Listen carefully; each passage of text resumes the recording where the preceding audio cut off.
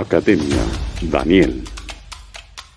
Formando líderes en ciencias, gobierno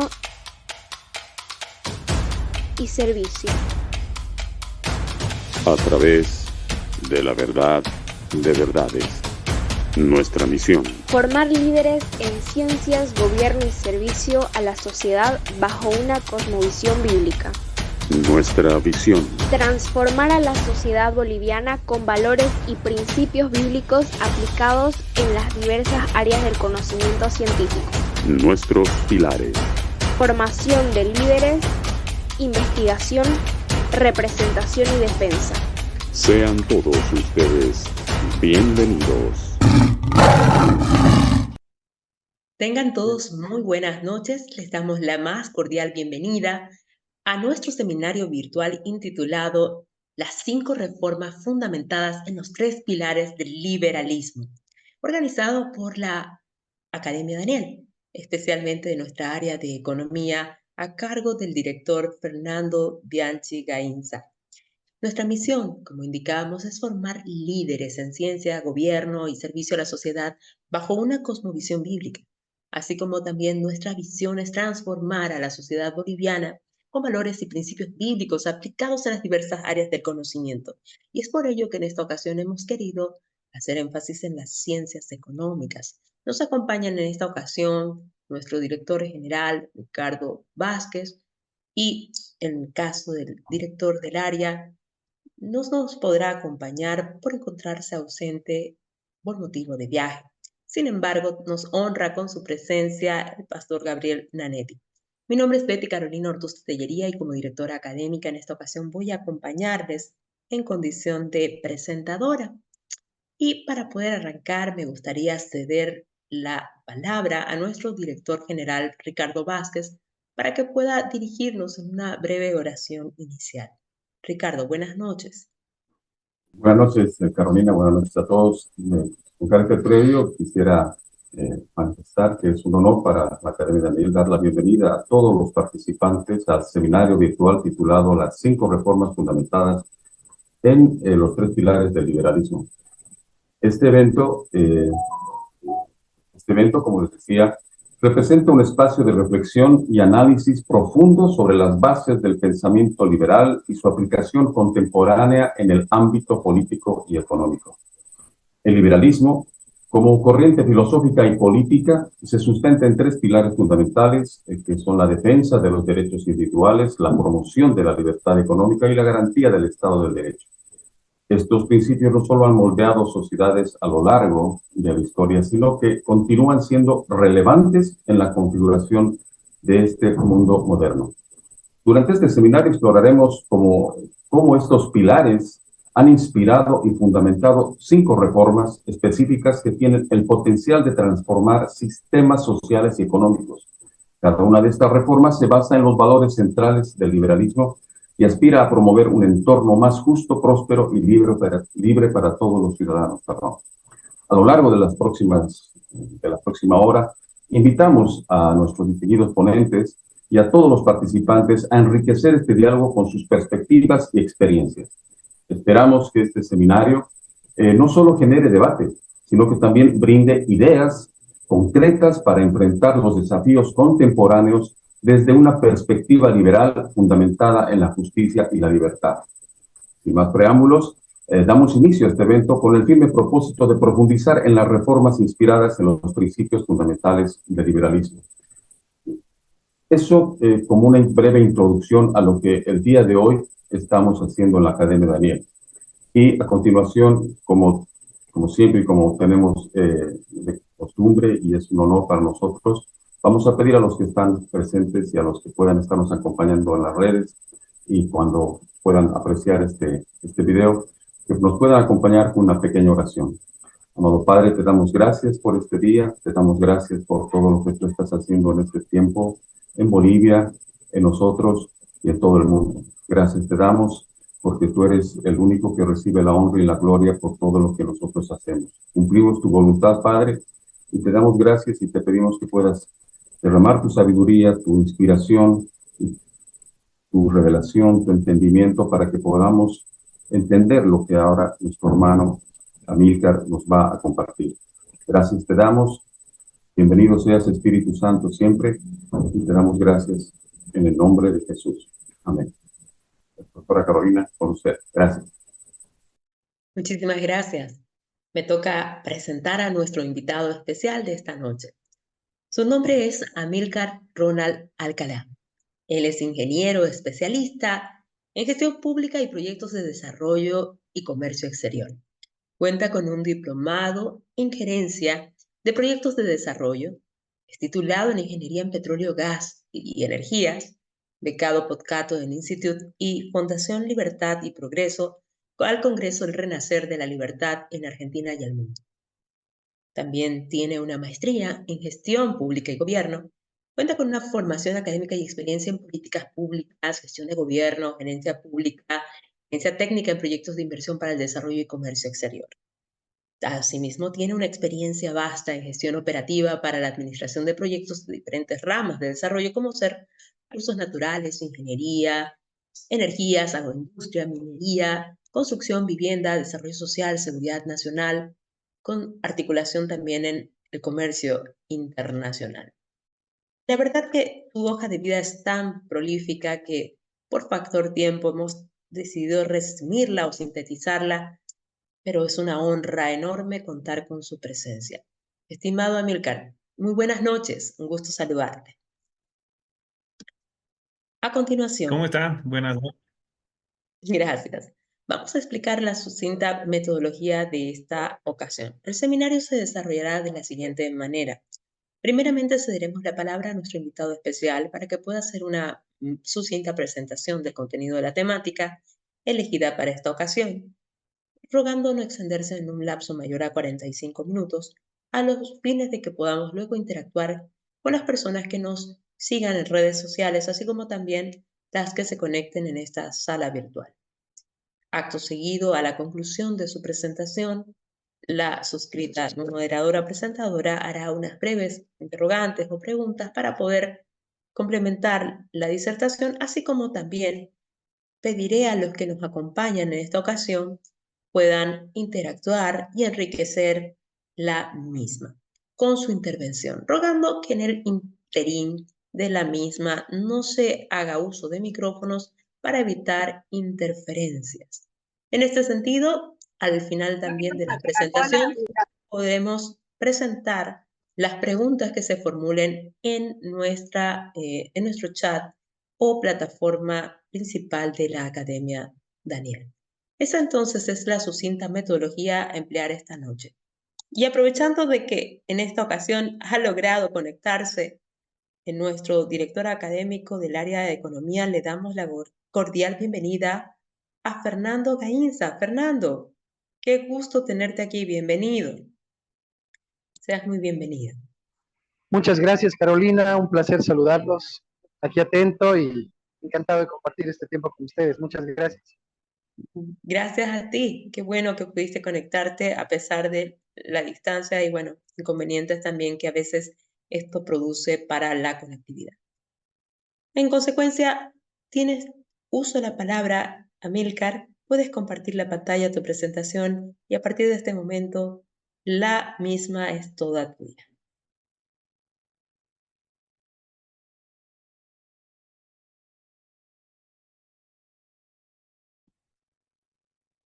Se aprecia perfectamente, solamente extenderla y habilitar el micrófono. Gracias. Ok, muy buenas noches. Es para mí una bendición poder estar acá con todos ustedes para compartir lo que va a ser la exposición justamente de las 5 reformas, los 3 pilares. Y bueno, yo lo quería denominar como reformas para la prosperidad en Bolivia. Pues bueno, empecemos. Simplemente como introducción, quiero señalar que existen 2 formas principalmente para las que nosotros podamos producir riqueza. Uno es a través de la utilización de la mente y las energías para transformarlos en recurso de producción, pero de alguna manera introducirnos dentro de lo que es el mercado, ¿no? Y esto es denominado justamente por Oppenheimer como medios económicos. La otra forma de generar riqueza, pues, es incautando los bienes de la otra persona, actuando con ilegalidad, aprovechándose del prójimo. Y eso justamente ha sido denominado como los medios políticos, el método de la confiscación unilateral, el robo de la propiedad ajena. Quizás alguno de ustedes, cuando escuchan estos dos métodos, pueden imaginarse cuál es el medio que se aplica en Bolivia por nuestros gobernantes, ¿no? Eh, bueno, no sé si alguien me puede ir ayudando con la lectura o tal vez lo voy a dejar para el final, pero justamente me baso para poder respaldar lo que estamos hablando en Éxodo, en el capítulo 20, en el versículo 17, que habla acerca de no codiciar justamente los bienes ajenos, ¿no?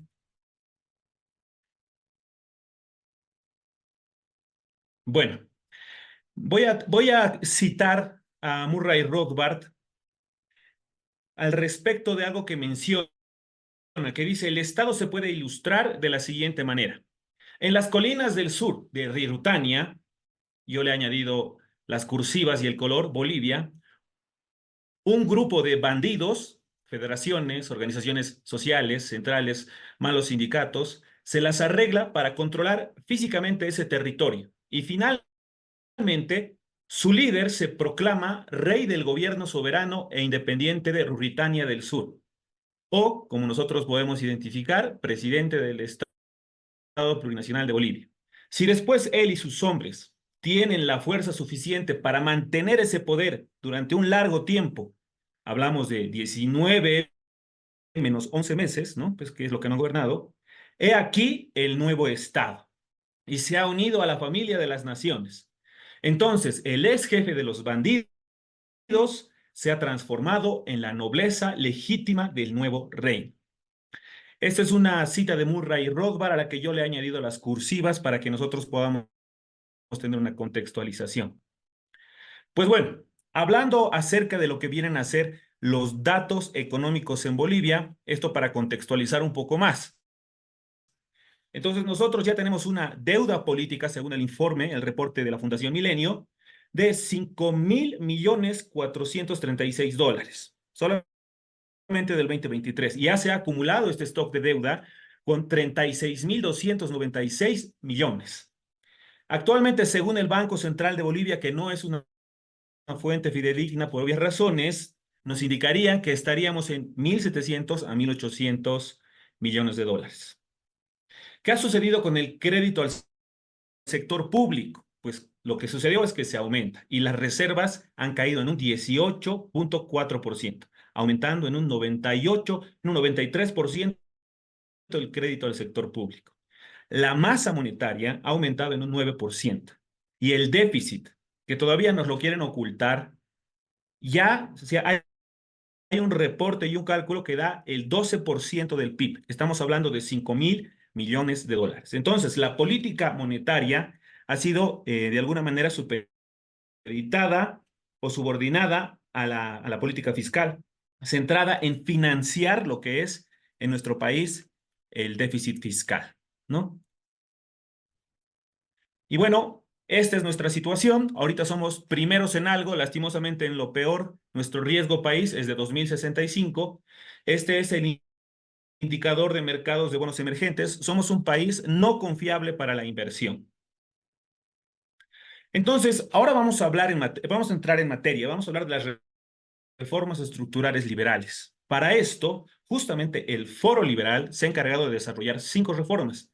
Además de esto, ha habido otras organizaciones y academias que coinciden, como Cato Institute y la Fundación Libertad y Progreso, además de otros autores independientes que han desarrollado lo que son reformas estructurales liberales.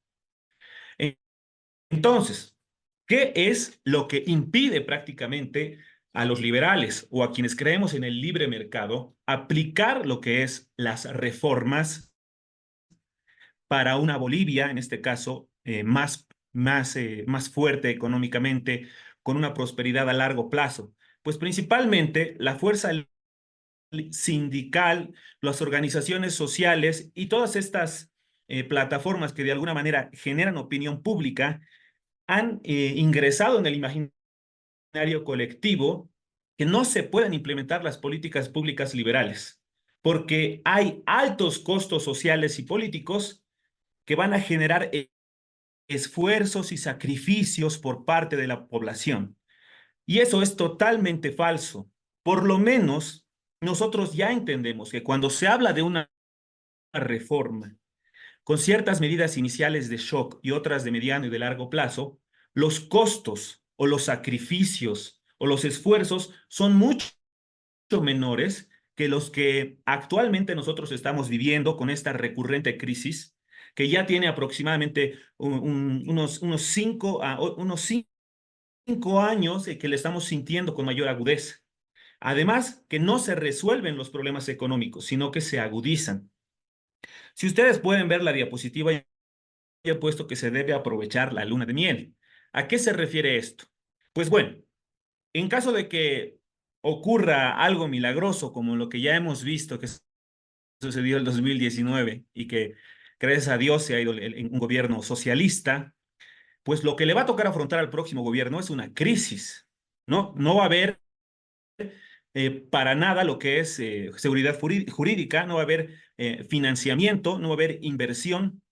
Además, vamos a tener que enfrentar a una población que está totalmente hastiada de lo que es el gobierno, y hay un pequeñísimo sector productivo que está aún más agobiado después de lo que ha sucedido. Entonces, si se ganara, tenemos un periodo inicial de aproximadamente 6 meses en los que se podría decir que no es políticamente correcto condenar al gobierno que está ingresando, porque es muy poca la gestión que están en ese momento llevando a cabo, ¿no? 6 meses es lo que prácticamente los especialistas en cuanto a la aplicación de reformas, les he hablado de Keito, de Fundación Libertad y Progreso, de las 5 reformas, nos dicen que esos 6 meses hay que aprovecharlos al máximo. Y esa vendría a ser la luna de miel. Esto como introducción. Ahora sí hablemos de las reformas. Vamos a analizar principalmente 2 propuestas liberales. Vamos a analizar lo que viene a ser la propuesta de gobierno de la Fundación Libertad y Progreso, que se ha podido identificar en realidad dentro de lo que te expone esta propuesta, que hay un objetivo de avanzar rápido, de avanzar simultáneamente con las reformas, pero a la vez incorporar amortiguadores sociales en su implementación. Eso es muy importante. Contrario a lo que muchos nos pueden decir, los liberales no piensan en la gente, los quieren empobrecer, ellos van a sufrir. No, se habla de implementar amortiguadores sociales. Y ya cuando la población está escuchando mucho de hay que reducir el Estado, hay que sacar los ministerios, afuera un ministerio, afuera el otro, con toda la propaganda que se hizo incluso con Javier Milei, entonces ahora tenemos que profundizar un poco más y tenemos que saber defendernos y decir también vamos a incorporar amortiguadores sociales para la implementación de nuestras reformas liberales. Y por supuesto, y no menos importante, están las 5 reformas que tienen sus principales pilares, que son gobierno limitado, mercados libres y propiedad privada. Dentro del primer pilar de gobierno limitado, entonces ya estamos hablando de poner al gobierno en su lugar, a cargo de sus 3 funciones específicas. Y en esto yo creo que absolutamente todos están de acuerdo, con algunas excepciones, como le decía, ¿no? Que es seguridad, justicia y obras de infraestructura, pero no el Estado haciendo las obras, ¿no? Sino contratando las obras, generando competencia. Después, recortar los poderes y las facultades omnímodas y excesivas de las que hoy goza el Estado. No sea, realmente achicar el Estado, no solamente en tamaño, sino generar las leyes o implementar el paquete de leyes necesario en caso de que sea posible para que no tenga tanto poder, para tanta injerencia. Les puedo comentar, por ejemplo, ustedes pueden escuchar al ministro de Economía Caputo, que él ha logrado agilizar la economía en Argentina simplemente cambiando algunos decretos que impedían que se pueda acceder al libre mercado. Por ejemplo, el asunto de las vacunas, de las polivalentes. Resulta que el Estado de Argentina compraba las vacunas de un proveedor que era el único que tenía 3 tomas. Entonces, era totalmente un arreglo. Entonces, hay leyes que son tan malas y están para generar riqueza en base al modelo político que con una reforma, con un decreto, ya estaríamos nosotros logrando que se acceda nuevamente al libre mercado. Y por último, recordar también los excesivos recursos y el dinero que hoy se gasta el Estado, recortar el despilfarro. Nosotros ya sabemos que el Estado en Bolivia prácticamente ha despilfarrado 60.000 millones de dólares, ¿no? Y bueno, luego al final vamos a dar lectura a estos versículos, a Deuteronomio 17, del 17 al 19, que justamente habla, ¿no? De cómo existe este mal manejo, los gobernantes, cómo han dejado de lado incluso lo que es la búsqueda de la verdad, del Dios que no miente. No me quiero atrasar, así que vayamos a materia. Bueno, en este caso, como les había comentado de inicio, estoy prácticamente cometiendo herejía para algunos liberales. Estoy comparando lo que viene a ser dos escuelas de pensamiento, dos líneas de pensamiento, pero la verdad es que los liberales pensamos igual. Y nosotros, bueno, o las personas que están conectadas, que profesan la fe cristiana, tenemos que aprender a entender que no estamos tan dispersos en cuanto a nuestras ideas, en cuanto al liberalismo. Por ejemplo, la Fundación de Libertad y Progreso dice que hay que reformar, aplicar una reforma administrativa del Estado. Y lo que dice las 5 reformas es que hay que hacer una reforma política de seguridad, justicia e infraestructura. Entonces, sabemos que tenemos casi 500.000 de empleados públicos. Hay que reducir esos empleados públicos. Hay que cambiar las normas laborales del sector público. Hay que implementar el gobierno digital y hay que hacer una nueva estructura del Estado. Y en cuanto a lo que dice las 5 reformas, todo lo que ya se ha mencionado, también lo mencionan las 5 reformas. Simplemente que ellos, quizás de manera más explícita, dicen las funciones públicas a los agentes estatales. Solamente van a ser militares, diplomáticos, policías, jueces, oficiales de justicias, contratantes, como habíamos dicho, para la ejecución de obras. Y todas estas obras obviamente se van a financiar con impuestos indispensables, mínimos y directos y no indirectos, y iguales para todos, ¿no? Estas serían las 3 U's. Bueno, además está otra de las reformas, que dentro de las 5 reformas estaría dentro de lo que es la reforma política y la reforma económica. Pues bueno, la reforma política, como habíamos dicho, es achicar el Estado a sus funciones propias, seguridad, justicia, infraestructura, y la reforma económica tiene mucho que ver con lo que es ganar más y vivir mejor. Es liberar el mercado, disminuir las regulaciones, bajar los impuestos, lograr cambiar igual esta relación que actualmente existe en la que el empleador y el empleado tienen de intermediario al Estado, que lo único que hace es entorpecer esa relación e impide la generación de empleo, ¿no? Y tenemos por parte de la Fundación Libertad y Progreso, habla de una reforma monetaria y cambios alternativos para lograr la estabilidad monetaria. Entonces hablan de domar la inflación con ajuste fiscal, como la fórmula secreta que tanto está saliendo en las redes sociales en este momento, ¿no? Que la clave es no gastar más de lo que nos ingresa. Así como han hecho Japón, Israel, Chile, Brasil, que han logrado domar la inflación fiscal con un ajuste y con una tasa de interés positiva mantenida de un plazo prolongado. Y eso les ha logrado alcanzar sus metas decrecientes de inflación. De esa manera, otro camino es sustituir dentro de la política monetaria la moneda nacional, ya sea atándola a un activo duro o la convertibilidad o hablando también de una moneda regional, ¿no?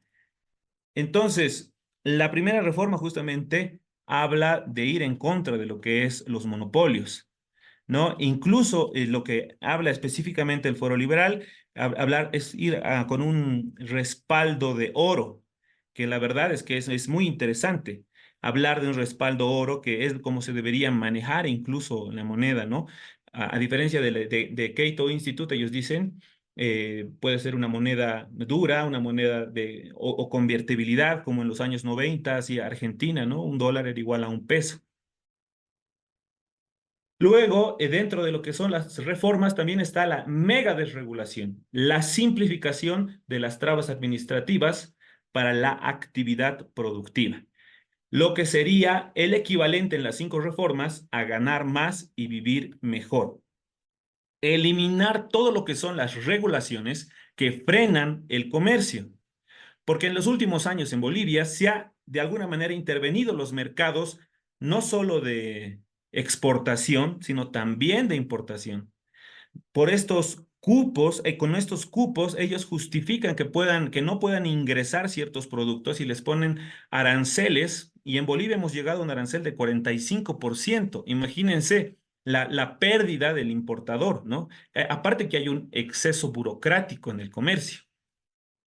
Entonces, lo que necesitamos hacer es remover todos esos obstáculos, remover esos registros, esas declaraciones, que lo único que hacen es encarecer la importación y también generar corrupción. Es lo que están haciendo. Ya tenemos a varios personajes o concejales de Santa Cruz que salen a la palestra justamente poniendo en evidencia a los actores corruptos, pero no se están preocupando por lo que realmente importa, por el sistema corrupto, por el sistema socialista. Lo que hay que hacer en realidad es desregular, no ponerlos en evidencia, porque ahí caemos en lo que también justamente hablan en el foro liberal, que es el cretinismo, en decir, él es más corrupto que yo, y sin embargo no están dando una alternativa, no están proponiendo algo. Acá, en contraparte, tenemos propuestas claras de desregulación por parte de Fundación Libertad y Progreso y de las 5 reformas.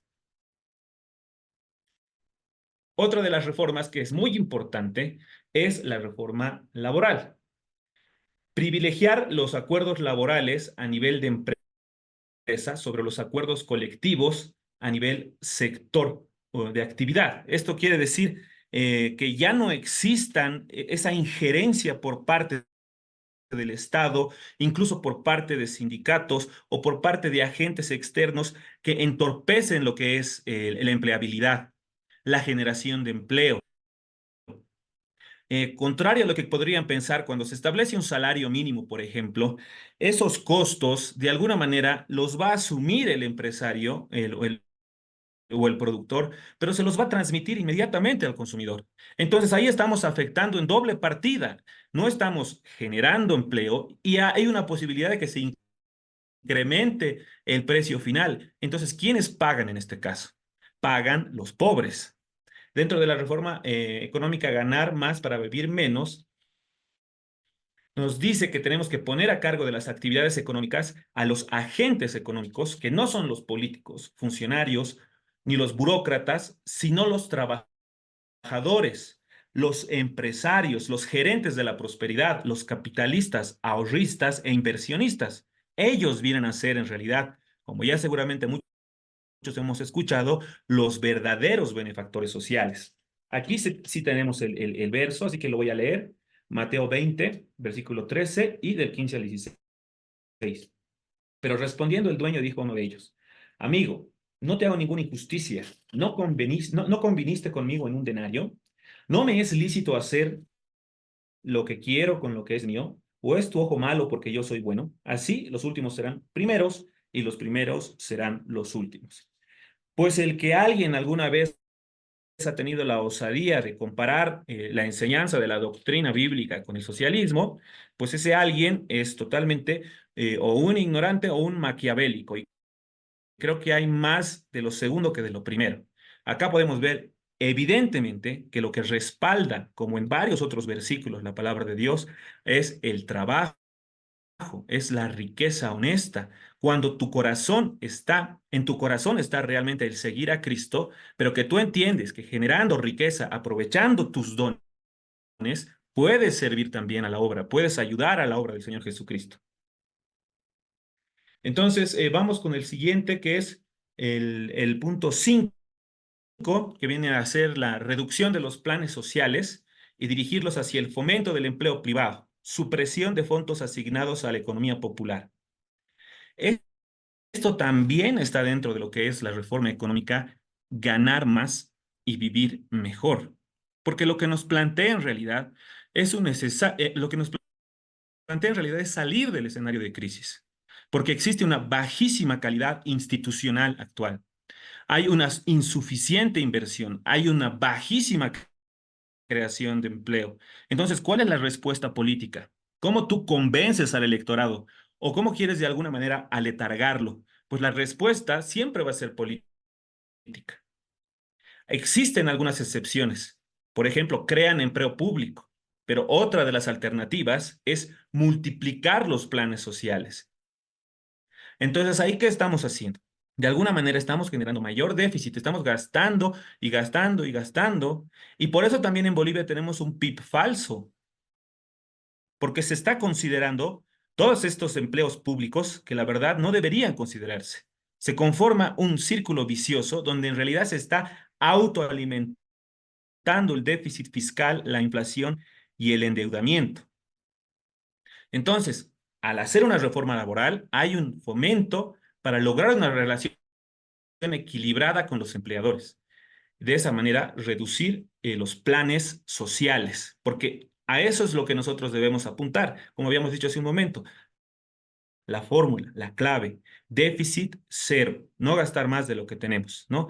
Ya en su momento, seguramente a las personas o a los encargados o a las direcciones del gobierno limitado que se les vaya a encargar eso, entonces se les puede de alguna manera, como establece en su documento la Fundación Libertad y Progreso, no simplemente quitar todos los bonos, o en este caso subvenciones o planes, sino convertirlos en bonos, como lo plantea también las 5 reformas. Bonos para que complementen la escuela primaria. Pero no estamos hablando, por ejemplo, de una escuela pública, sino estamos hablando de una escuela privada, pero de la que se beneficia a la población a través de la subsidiariedad o a través de los vouchers, fortaleciendo o empoderando a la demanda para que la oferta compita entre sí. Tenemos también lo que viene a ser la reforma de la coparticipación federal. Dentro del documento de las 5 reformas, esto es federalismo fiscal, ¿no? Que es lo que viene a ser las 3 partes del federalismo.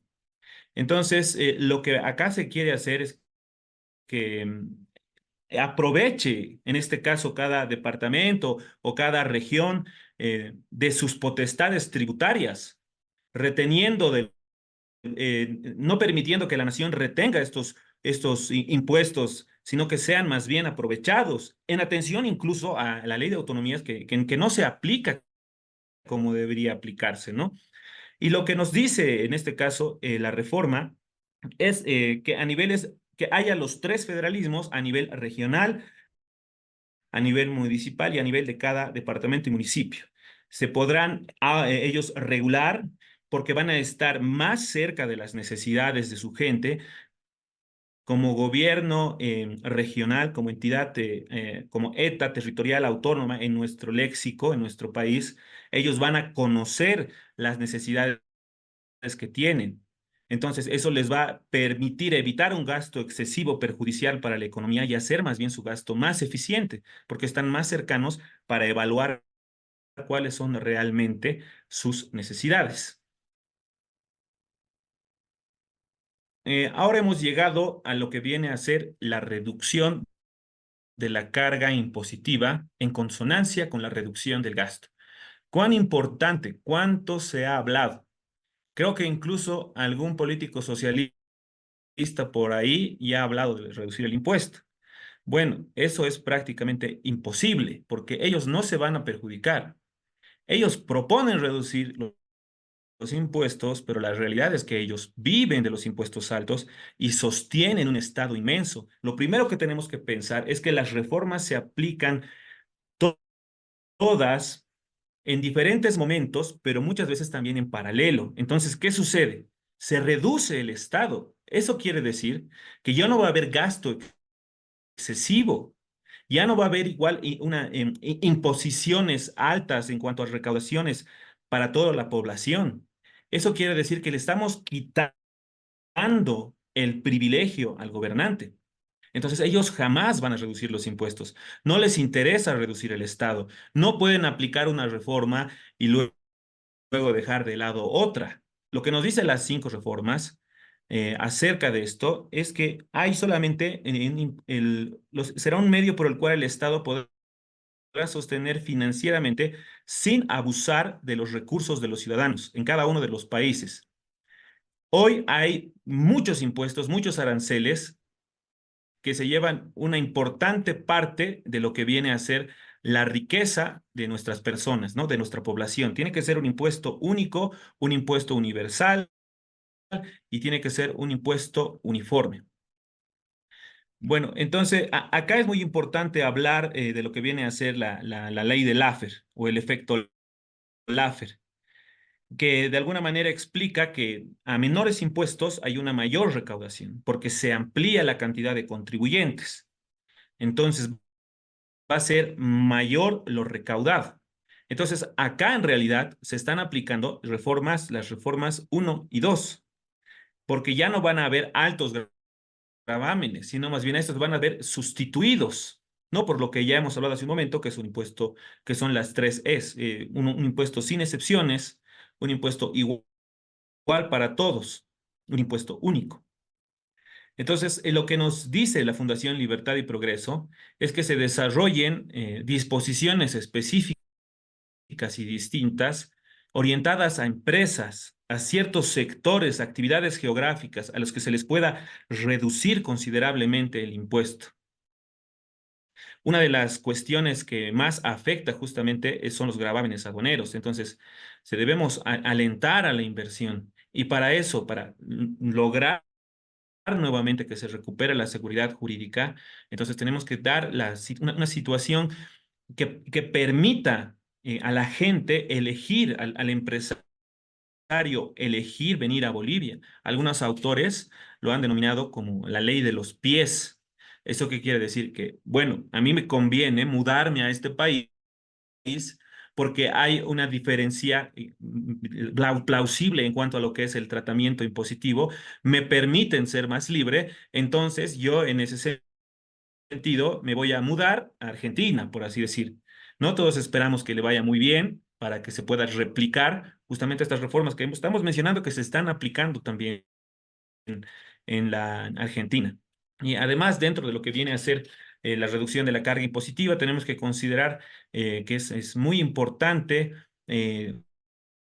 tratar este tema de las regalías, por ejemplo, ¿no? ¿Dónde existe, cuánto se está castigando realmente a la inversión extranjera? Si además de pagar impuestos, tiene que pagar regalías, además tiene que pagar ciertas comisiones para trabajar en ciertas áreas protegidas. Entonces, realmente Bolivia se ha convertido en un país, tanto para la explotación minera como para la explotación aurífera, en un lugar donde nadie quiere invertir, ¿no? Porque no existe seguridad jurídica, los impuestos son altos y el día de mañana te los pueden cambiar.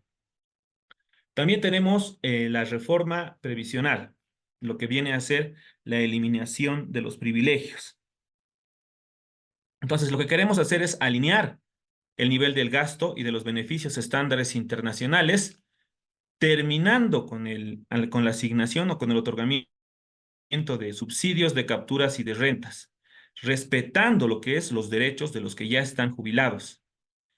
Entonces, esto es muy importante, ¿no? Y la administración de este sistema previsional, lastimosamente, ya ha caído en manos del Estado, ¿no? Y lo que todos proponen es que sea de alguna manera privada, con aportes a la capitalización individual, para que existan diferentes opciones, alternativas para los ahorristas que están en este sistema, para que ellos puedan ver cuáles son sus horizontes de inversión, permitírseles la diversificación.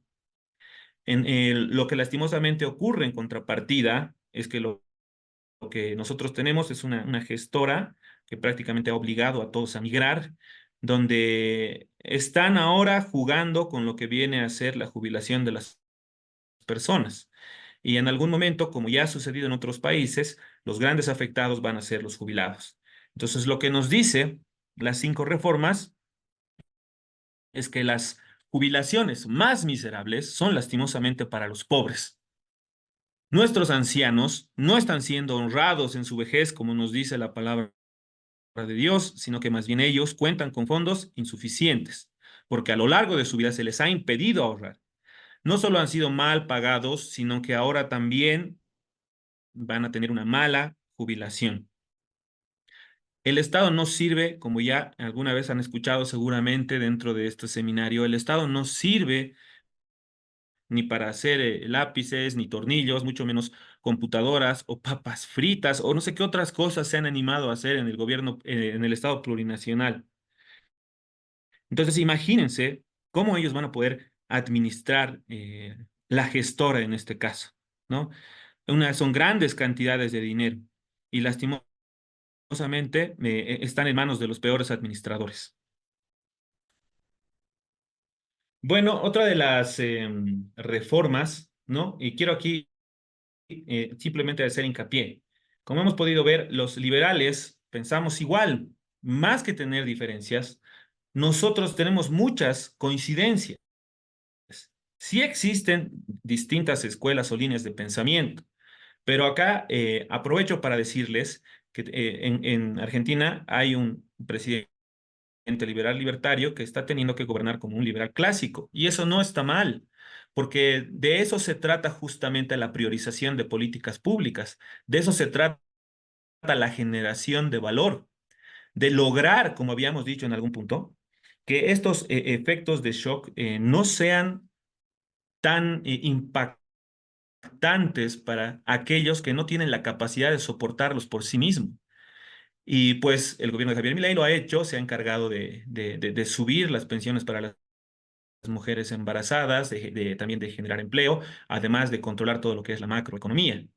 Entonces, cuando ustedes escuchen acerca de un tipo de liberalismo con otro tipo de liberalismo, yo quiero aconsejarles que más allá de ofenderse o más allá de buscar la pelea, siempre busquen las coincidencias, porque estamos hablando de la Fundación Libertad y Progreso, que prácticamente es una organización con varios liberales clásicos, pero en su mayoría, no en su mayoría, sino también existen muchos estos liberales libertarios, anarcocapitalistas, y la verdad es que todos han entendido en este punto que la única manera de salir de un sistema socialista tan arraigado es a través del liberalismo.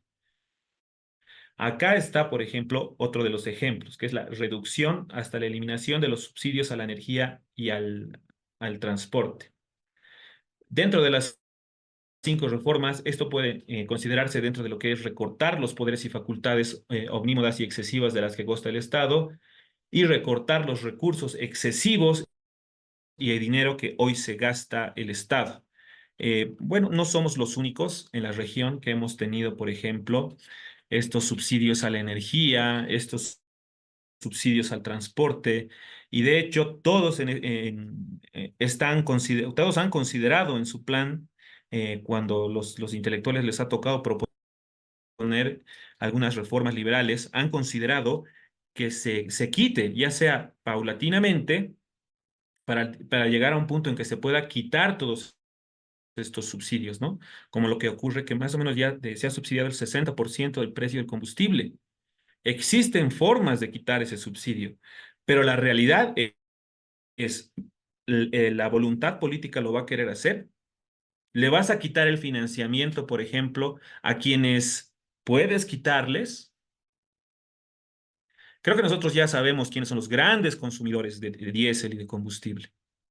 Entonces, de alguna manera tiene que haber este levantamiento del subsidio por sectores para no afectar a los más vulnerables y para así lograr nuevamente que se estabilice y para llegar a un precio internacional y de comercio. Y eso es justamente lo que nos habla acerca de recortar los excesivos recursos, porque nosotros no solamente que subsidiamos, sino que utilizamos divisas internacionales para comprar el combustible y las perdemos en el mercado interno, entonces tenemos un efecto negativo a doble partida, ¿no? Con el subsidio, con la pérdida de divisas, estamos fomentando el subsidio al transporte. La verdad es que por eso es que es tan grave el momento en el que esta crisis termine de explotar, porque no va a ser paulatina. Luego tenemos, dentro de lo que son las reformas liberales, la privatización del Estado. En este caso, se hablaba del Banco de la Nación, ¿no? Para lo que viene a ser argentino y otros. Bueno, pues dentro de lo que son las reformas existe la privatización, pero quizás algunos lo han malinterpretado, ¿no? De lo que viene a ser la educación y la reforma sanitaria. En realidad lo que se quiere más bien es que la cooperación social, que el principio de cooperación social permanezca. El Estado va a seguir de alguna manera subsidiando o haciéndose cargo de este sector de la sociedad vulnerable que no puede cubrirse una educación de calidad y va a estar otorgando estos vouchers. Ya cuando se trataba de explicar esto, era muy difícil porque la gente decía, bueno, entonces nos van a dejar sin acceso a la educación. No, lo que se trata es simplemente de empoderar a la demanda con los vouchers para que ellos puedan elegir entre una oferta que compite. Y en cuanto a la reforma sanitaria, pues bueno, todos apuntan en bueno, o todos los liberales en Bolivia creo que de alguna manera coinciden en que tiene que existir un punto en el que se logre o se alcance que los privados compitan para ofrecer un buen servicio de salud en este caso. Pero hay un largo camino por avanzar y justamente eso es lo que hay que analizar, eso es lo que acá también se está desarrollando, que primero se pueda estabilizar todo este sistema de salud en Bolivia que es tan deficiente para luego poder alcanzar en el mediano plazo esta reforma sanitaria, ¿no? Una eficiencia y excelencia en el cuidado de la salud. Lo que, bueno, acá les voy a decir y voy a dar lectura a lo que dice la Fundación Libertad y Progreso, y Progreso. Dice, concentrar la acción del Estado en sus funciones básicas e indelegables. Parece que fuera exactamente lo mismo que plantea las reformas, y es que es lo mismo, es que son replicables, es que la academia coincide. Entonces, cuando ya tenemos toda esta información, nosotros lo que tenemos que entender es que es momento para entre quienes estamos en este momento seguros que el liberalismo funciona, me voy a permitir decir personalmente, no como la panacea de la filosofía de la vida, sino como una política pública eficiente. El liberalismo es eso. El liberalismo es una política pública y funciona. Entonces, quienes profesamos, por ejemplo, la fe cristiana, y quienes creemos en el Dios que no miente, y quienes queremos buscar la verdad de las ciencias. De manera inicial, Carolina hablaba justamente del estudio de las ciencias, de cómo justamente la Academia Daniel está apuntando dentro de su misión a respaldar o hacer apologética a través de la ciencia. Y es que la verdad es que no hay forma de separarlo. El desarrollo occidental es lo que es justamente por las abadías y donde estos monjes cristianos han podido recopilar toda la información de ciencia, de filosofía, y la han desarrollado porque han creído lo que dice la palabra de Dios, en que nosotros hemos sido creados a imagen y semejanza de un ser perfecto, contrario a lo que pueden crear los budistas. Los budistas, por ejemplo, y no lo digo yo sin conocerlo, sino Vishal Mangalwadi, que ha desarrollado mejor esta idea, lo que expone es que los budistas creen, por ejemplo, que si les ha tocado una vida de sufrimiento, bueno, ni modo, eso es lo que tienen que aguantar durante toda la vida y seguramente después o en una reencarnación o en una segunda vida ellos van a poder aspirar a una mejor condición, pero la realidad para ellos es realmente desastrosa. Entonces, esa es una de las grandes diferencias en cuanto a lo que es el cristianismo. El cristianismo nos fomenta justamente a estudiar, a buscar la verdad, ¿no? Entonces, bueno, volviendo al tema, justamente hablando de privatización, lo que se quiere es mejorar la calidad de los servicios. Eso es lo importante. Uno de los efectos que realmente importantes, mejorar la calidad de los servicios. Después, aprovechar la desburocratización de lo que viene a ser estos servicios, un nuevo sistema de gestión para todo lo que va a ser, por ejemplo, estas empresas que también en un momento han sido públicas y que van a ser privadas. Acá no hay, esta empresa pública se va a quedar, esta otra empresa pública se va a ir. Lo que propone justamente los liberales es que todo se terciarice, todo se privatice, todo se simplifique y dar justamente al privado una autonomía de gestión. Bueno, y como última justamente reforma está la apertura comercial. Aquí hablamos justamente de lo que viene a ser aperturar o abrirnos al comercio. Entender lo que es la globalización y el marco internacional. Nosotros no podemos aislarnos. La verdad es que hay que entender que suele pagarse muy caro por la tosudez o la ideología de quienes bajo una doctrina socialista tejen alianzas con los peores aliados políticos, ¿no? Como en este caso puede ser Cuba o Corea del Norte. O sea, esa es la peor manera de hacer política exterior, cuando lo que ya está comprobado es que la globalización es lo mejor para nuestros países, para que podamos intercambiar, para que justamente haya esta cualidad del capitalismo, de la especialización, de la división del trabajo. Entonces no hay dónde perderse en cuanto a lo que es las reformas liberales. Lo que están fomentando las reformas liberales es justamente, y está dentro de los pilares, es el capitalismo, que eso es prácticamente algo que yo he dado por sobreentendido en esta exposición y por eso no lo he mencionado. Bueno, ganar más, vivir mejor y el impuesto de las 3 U's, ¿no? Único, universal y uniforme. Bueno, acá ya para terminar, y creo que voy a estar muy en tiempo, quiero hablarles justamente de un autor al que ya he hecho mención, que es Vishal Mangalwadi. En su libro Alma de Occidente, él justamente habla de Epímedes, que estudia acerca de los cretenses y que en su estudio él coincide con Pablo, porque Pablo le dice a Tito que los cretenses han sido siempre mentirosos, siempre malas personas, siempre bestias, de los que se puede esperar lo peor, y les dice que los evite, que no sea como ellos, ¿no? Entonces, estamos hablando de que en ese momento existía una sociedad en contraste a lo que era la comunidad cristiana, una sociedad glotona, ociosa, que consume más de lo que produce y que pudiendo ser rica se endeuda. O sea, que una sociedad que vive todos estos factores desestabilizadores.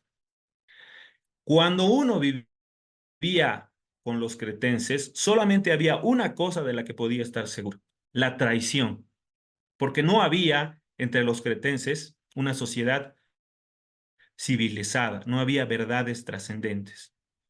Aquí yo quiero que meditemos cuánto ha ingresado la mentira en Bolivia, cuánto la desinstitucionalidad, para que un líder opte por hacer algo ilegal, inconstitucional, bajo la consigna de meterle domás de su derecho humano, y luego no rinda cuentas ante la ley. Esa es la lógica que se ha normalizado en nuestro país. ¿Qué le impide entonces a un joyero dorar un alambre de cobre y venderlo como si fuera de oro? O a una universidad vender un trozo de papel como si fuera un diploma. Nosotros, desde nuestras células familiares, desde nuestras más pequeñas, debemos practicar, sostener la búsqueda de la libertad y de la civilización libre. Nosotros, como cristianos, debemos ser enfáticos en la búsqueda de la verdad.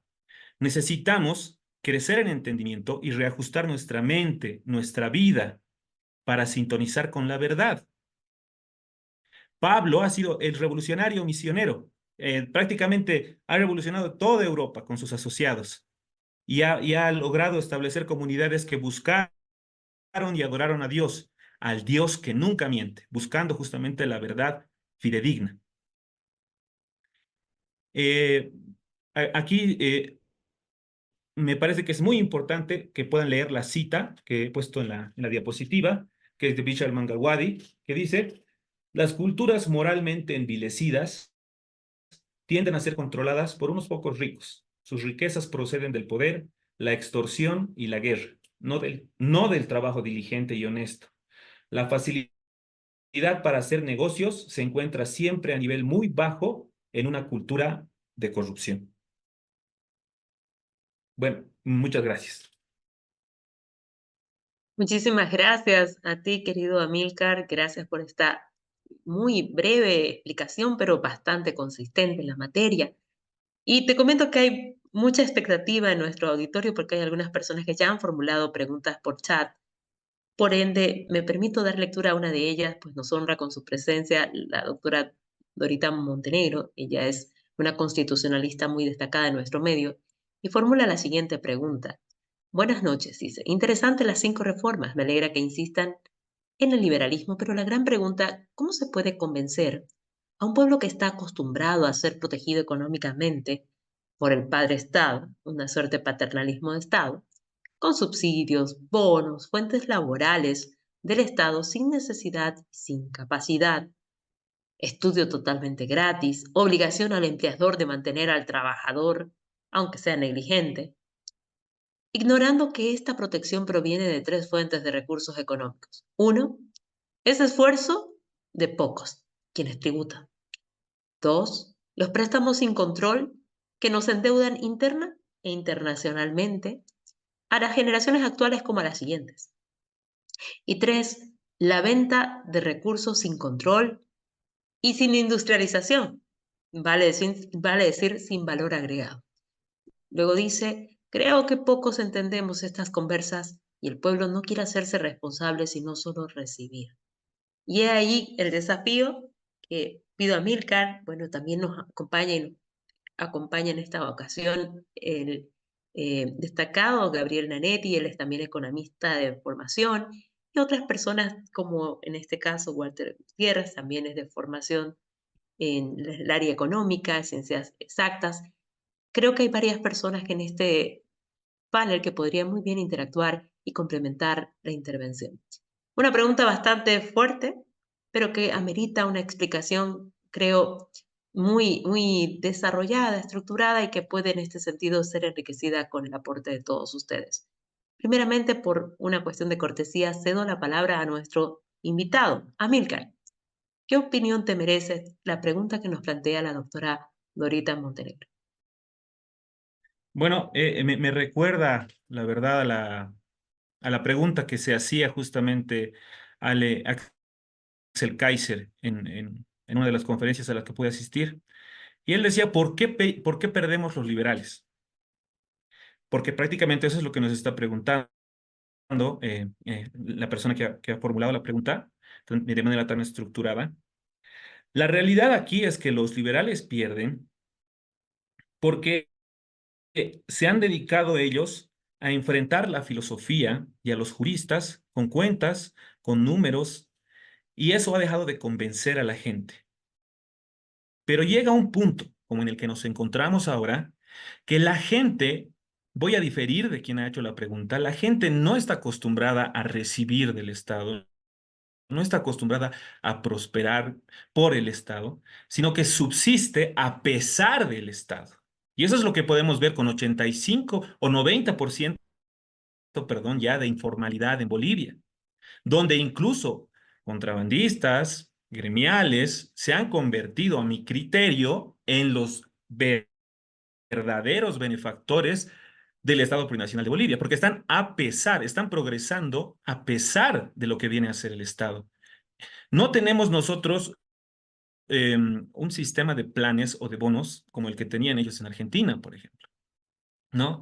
Lo que acá sí tenemos es, de alguna manera, la imposición de pequeñas organizaciones y grupos de poder que se han coludido con los altos niveles del Estado y han hecho uso de lo que viene a ser no solamente el enriquecimiento ilícito a través de las arcas del Estado, sino a través de la explotación de los recursos del Estado, como es el caso de los cooperativistas mineros, por ejemplo. Entonces, lo que en este punto nosotros tenemos que entender es que el liberal pierde porque se ha dedicado a hacer cuentas y el socialista gana porque se ha dedicado a contar cuentos. Y lo que nosotros tenemos que hacer es desmentir esos cuentos. Tenemos que dar, y aquí seguramente va a haber muchos que no les gusta el término, pero a mí me encanta, tenemos que dar la batalla cultural. Hay que darla. Está bien que entendamos de economía, que entendamos de filosofía, pero tenemos que tener la capacidad de exponer y transmitir eso a todas las personas, incluso al pueblo de Dios, que como les digo, es inherentemente capitalista. Yo tengo mucho temor al decir esto, porque entiendo perfectamente que ningún sistema político va a prevalecer cuando vuelva nuestro Señor Jesucristo, pero es muy superior y está muy bien fundamentado en la palabra de Dios, lo que es el mercado libre, en contraposición a lo que son los cretenses socialistas, ¿no? Eso. Muchas gracias. Bueno, me gustaría interactuar con Gabriel Nanetti. Gabriel, ¿qué podrías acotar en relación a la pregunta que nos plantea la doctora Dorita Montenegro? ¿Cómo convencer a este pueblo acostumbrado, bueno, en alguna medida, concuerdo allí con Amílcar que hay un grupo considerable de personas que sin duda alguna están viviendo en el informalismo, pero hay otras que están habituándose a recibir del Estado, ¿no? De un Estado providencialista y que por ende pretende darle sus necesidades, satisfacer sus necesidades, lo cual me recuerda también a Mikhail Gorbachev en su obra La Perestroika, cuando él criticaba justamente al comunismo que estaba habituado a atar a cada quien según su necesidad y no cada quien según sus méritos. ¿Qué podrías al respecto, por favor, agregar en este sentido, Gabriel?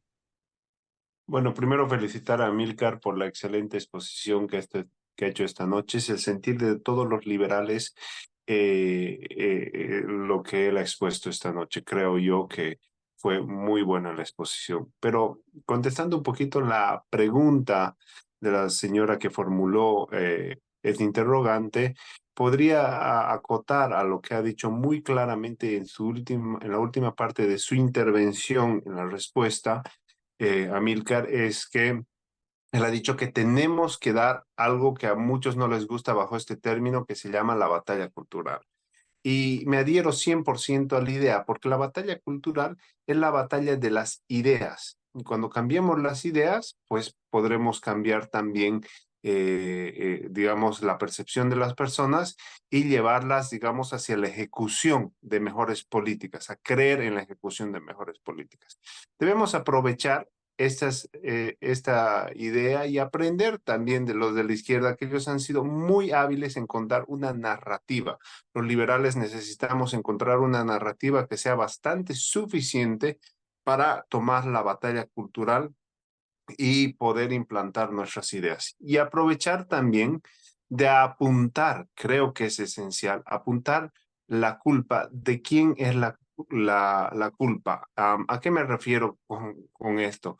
Es importante que los liberales asignemos la culpa a la persona que ha malgastado los recursos del Estado, a la institución que ha malgastado y se ha gastado 60.000 millones de dólares en una época de bonanza, creando un Estado gigante. Entonces es importante que las personas entiendan que no, a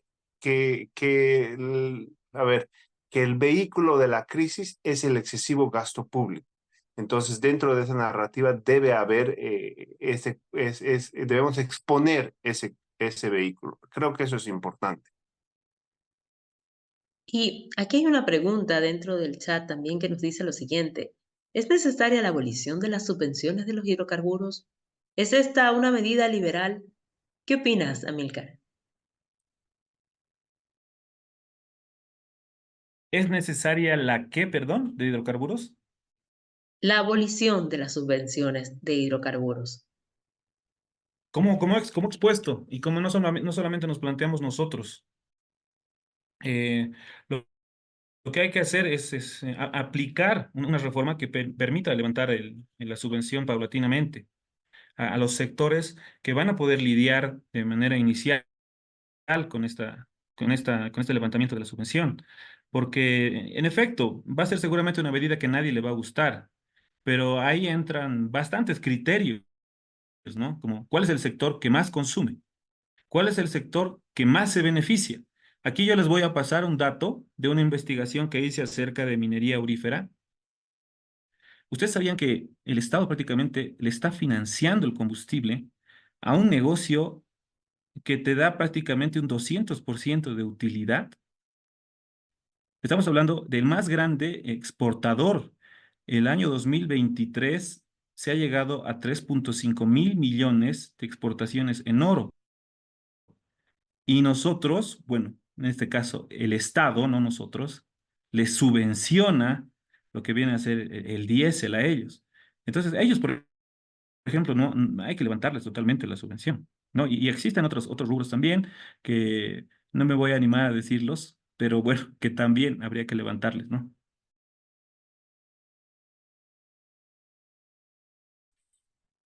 Si puedo solamente complementar lo que Milker dice, Por favor, Robar en Gabriel, su libro, adelante. Robar en su libro La ética de la libertad, es un libro muy bonito que recomiendo que lean. Dice que la justicia es devolver a cada uno su propiedad privada. Y cuando tenemos impuestos excesivos como los que tenemos en Bolivia, lo que está haciendo el Estado es robarnos nuestra propiedad privada. Hay un eco en el... Eso, gracias. Al robarnos nuestra propiedad privada, mediante este robo de propiedad privada, ellos acceden al dinero para subvencionar los hidrocarburos. Entonces, no es solamente una política liberal por ser una política liberal eliminar cualquier subvención, sino que es una política moral, porque la economía se trata de una política moral primero. Primero debemos hacer lo que es justo, y lo que es justo es no robarnos unos a otros, sino que cada uno goce del esfuerzo de su trabajo. Gracias. Ahí voy a hacer una pequeña matización, estimado Gabriel, porque muchas veces lo moral puede ser cultural. Yo creo que debemos apostar a la ética como ciencia, abstraernos de las particularidades o contextos culturales de un determinado país, porque, por ejemplo, lo culturalmente válido para Latinoamérica puede ser reñido con la cultura que tenga y considere bueno o correcto en otro contexto o lugar. Pero la ética se aprecia ser justamente esa ciencia que procura abstraerse de las particularidades y procurar lo bueno, lo justo, lo correcto, y obviamente racionalizar y tratar de explicar aquello. Ahora, voy a hacer la siguiente pregunta para los que no conocen mucho de economía y ahí nos puedas dar unas luces, estimado Amílcar.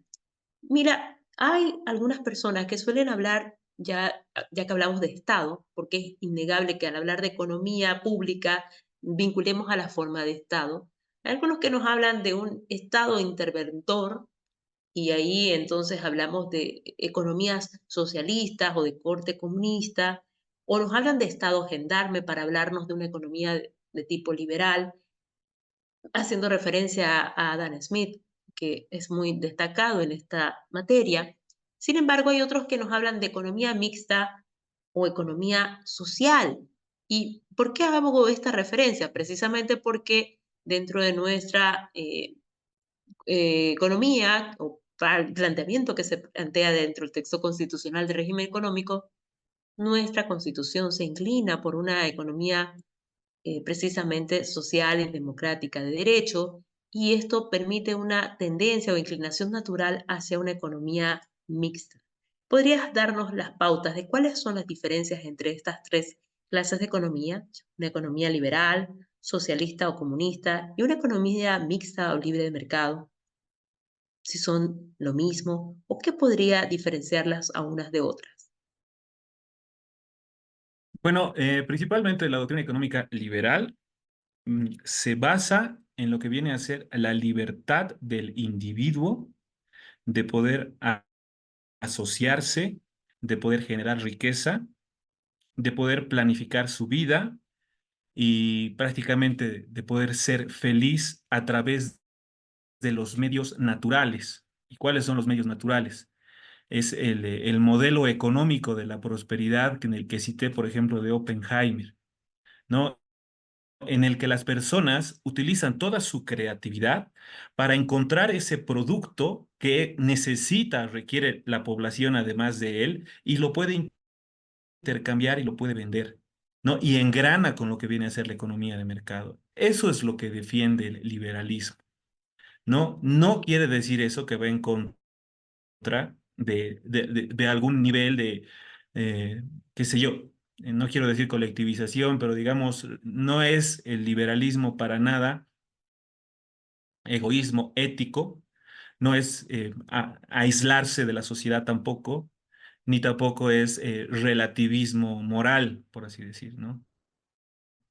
Se fundamenta, como tú has dicho en su momento, en la ciencia, se fundamenta en los deseos personales y se fundamenta en la búsqueda de la felicidad. Esa es la diferencia, eso es lo que propugna el liberalismo. No, ahora, por otro lado, hablamos de economía mixta. Bueno, yo tengo entendido que eh, muchas veces en diferentes universidades lo que se hace es de alguna manera querer darle al Estado un rol protagónico dentro de una asociación comercial, ¿no? Entonces, contrario a lo que muchos pueden creer, ni siquiera los joint ventures o las sociedades mixtas realmente son exitosas, ¿no? Sino que, lo que realmente sucede es que el privado se pone al hombro al Estado y a pesar del Estado prospera. En Bolivia, nuestras empresas públicas no funcionan y la única que funciona es un tipo de joint venture a la que podría irle mucho mejor si no estuviera asociada al Estado. Después, ¿cuál era la tercera economía, perdón, el modelo? Precisamente la de corte intervencionista o socialista, ¿no? Esa, bueno, aquí quiero hacer un paréntesis. Nosotros sabemos lo que es capaz de hacer una economía intervencionista.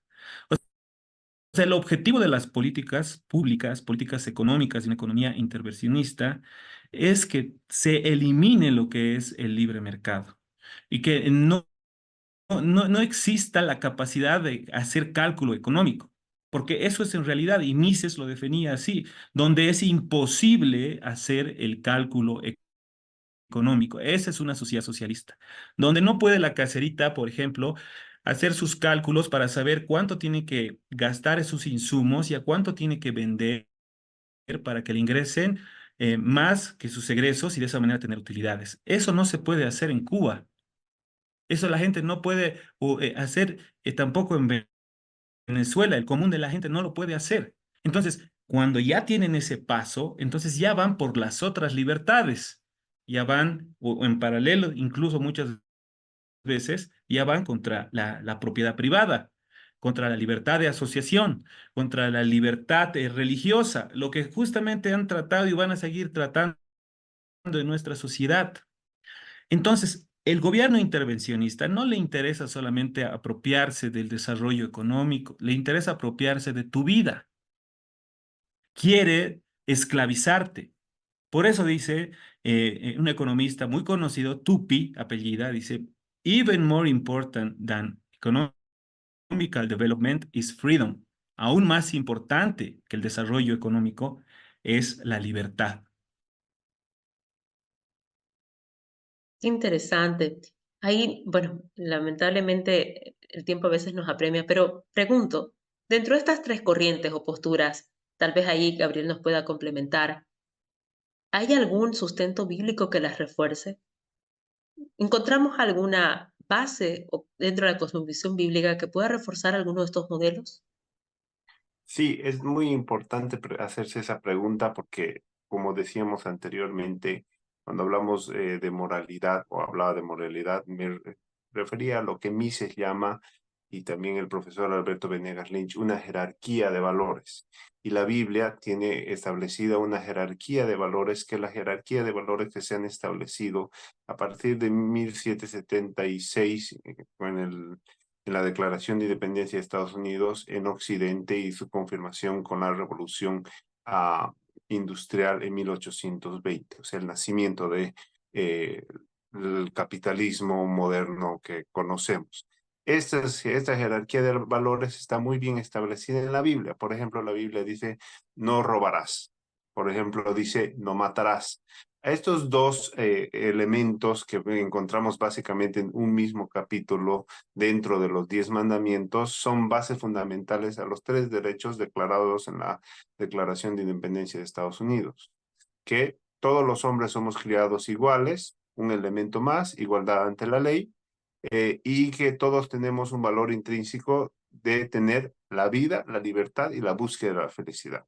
Todos estos elementos están en la Biblia, entendiendo la vida como ese don que Dios nos ha dado y que debe ser protegido desde la concepción hasta la muerte natural. La libertad en los dos niveles que hablaba Amílcar, que también está en la Biblia, la libertad individual y la libertad económica.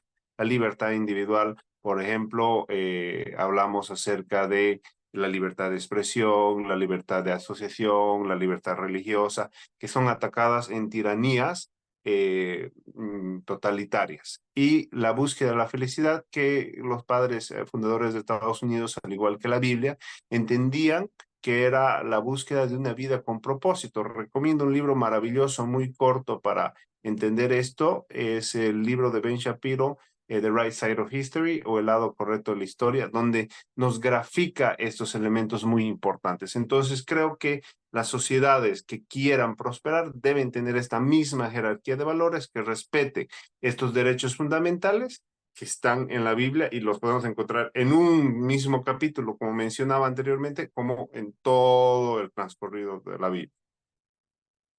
Qué interesante, ¿no? Yo ya desde una óptica jurídica, como abogada de formación, noto que cabalmente dentro de nuestro ordenamiento jurídico encontramos una norma que está cargada axiológicamente de un sinnúmero de valores supremos y principios fundamentales, y esa es la Constitución. Y esta es la norma que precisamente organiza, estructura ese poder público, reconoce libertades en favor de los habitantes y, bueno, rige a gobernantes y gobernados.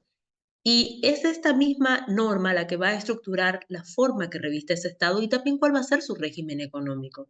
Y en derecho, perdón ahí que haga un contraste y armonización entre ambas ciencias, me voy dirigiendo ahora a Milcar, suele hablarse de estados que tengan o no vocación de respeto hacia la ley, donde impere la ley. Y ahí hablamos de estados que tengan estado de derecho, prevalencia de la ley, y estados que sean de corte autoritarios o totalitarios, vale decir, no respetuoso de esas libertades, deseadas de facultades que reconocen las normas jurídicas. Cabalmente dentro de los que son respetuosos del Estado de Derecho hay una bifurcación, hay dos tipos que se conocen, un Estado liberal de derecho y un Estado social y democrático de derecho. Puedo apuntar solamente unas breves pautas que diferencian a uno de otros. Por ejemplo, el primero se inspira principalmente en el valor, ya que hablamos de valores, en el valor de la libertad como valor principal.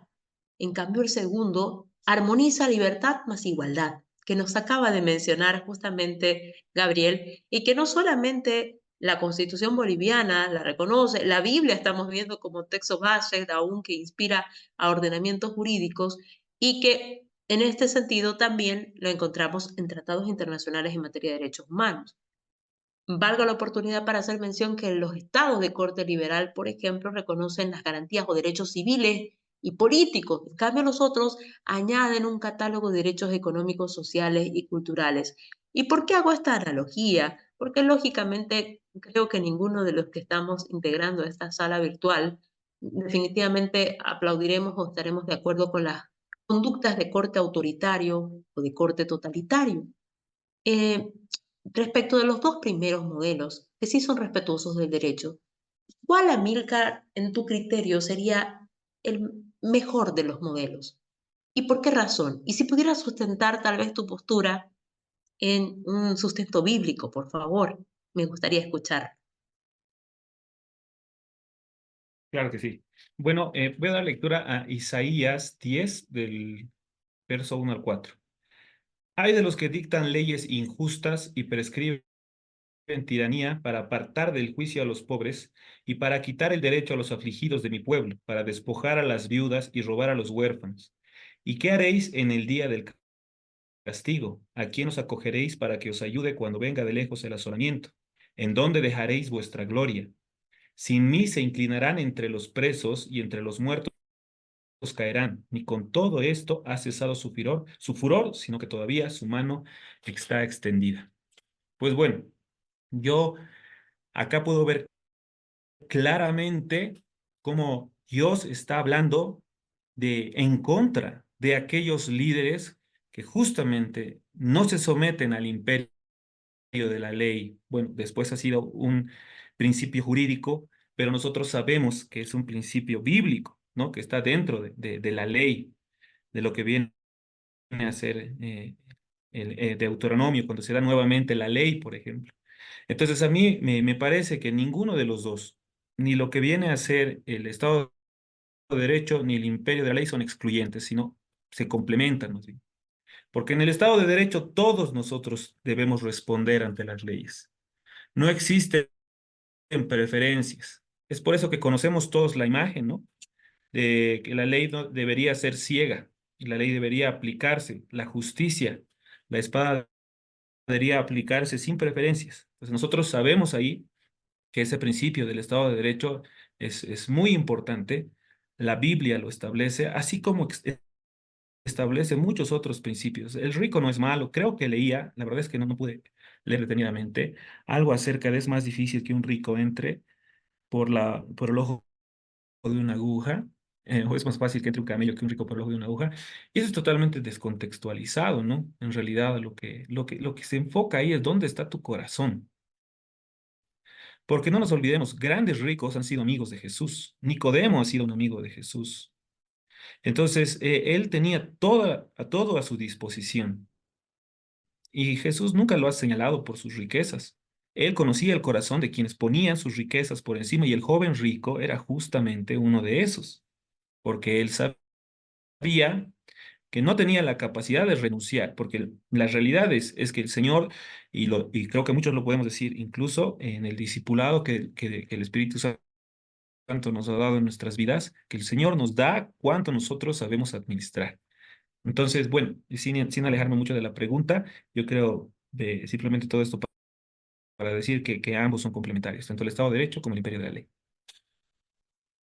Y cabalmente esa parte del fragmento bíblico que se menciona nos hacía como reflexión una de nuestras participantes en aula virtual, indicando precisamente este pasaje bíblico como referencia, pero también hablando o correlacionándolo con la igualdad formal o de todos ante la ley y la igualdad material de oportunidades, o que algunos también equiparan al concepto de equidad. Mm, Bueno, en este sentido quiero hacer solamente una complementación a lo que acaba de decir Amílcar, porque mucha gente piensa de que el dinero per se, es decir, el dinero como tal, o la riqueza, es la mala. Sin embargo, fíjense que lo interesante está que la palabra de Dios, cuando habla al respecto, dice que raíz de todos los males es el amor al dinero. En consecuencia, el dinero como tal no es ni bueno ni malo, es neutro. El problema es dónde está el corazón del hombre, hacia dónde se inclina. Por eso habla también de que no nos hagamos tesoros en la tierra, sino en el cielo, pero se refiere precisamente a esa predisposición o no de tener una inclinación de amor hacia el dinero por encima incluso del amor al prójimo. Ahora, me gustaría complementar una también pregunta dentro de esta noche. Si fuera posible, tal vez ahí mencionar dentro de estas propuestas o reformas que se hacen, alguna de ellas he visto que tienen una mención de fragmentos bíblicos o pasajes. Hablabas de 10 reformas que nos plantea la Fundación Libertad, ¿no? Y Democracia, pero hay otras 5 también que fueron parte de este contexto. Reformas políticas, reforma económica, en el sector educativo, en el tema social, entre otros. ¿Encuentro yo algún sustento bíblico que las respalde? ¿Puedo yo encontrar una armonización entre la parte teórica conceptual y la cosmovisión bíblica? Sí, claro que sí. En este momento ya estoy, de hecho, buscando bueno, los que tenía anotados, seguramente recuerdan. Voy a aprovechar que ahora todo es más sencillo y lo vamos a leer acá. Y aprovecho de dar también la cordial bienvenida al doctor Jesús Manuel Ordóñez, nos honra con su presencia. Él es presidente de la Sociedad Científica de Doctores. Doctor, muy buenas noches. Un gusto saludarle. Gracias por estar aquí. Muy bien. En cuanto a lo que es el gobierno limitado, ¿no? Reducir, como decían los principios liberales de las 5 reformas, reducir el gasto excesivo del Estado. Deuteronomio 17, del 17 al 19 nos dice, el rey no deberá tomar muchas esposas para sí, porque ellas apartarán su corazón del Señor. por ellas apartará el corazón del Señor. Tampoco deberá acumular para sí grandes cantidades de oro y plata. Cuando se siente en el trono a reinar, deberá producir una copia de este conjunto de instrucciones en un rollo en presencia de los sacerdotes levitas. Tendrá esta copia siempre consigo y la leerá todos los días de su vida. De esta manera aprenderá a temer al Señor su Dios, al obedecer todas las condiciones de esta serie de instrucciones y decretos. Entonces, creo que es más que evidente que cuando uno lee toda la ley que el Señor nos ha dado, entonces prima y reina prácticamente lo que es el amor al prójimo, ¿no? Principalmente, y lo que viene a ser, no hay lugar, o sea, no se acepta lo que viene a ser el crimen, ir en contra de lo que el Señor establece también como la ley moral dentro de lo que viene a ser sus mandamientos.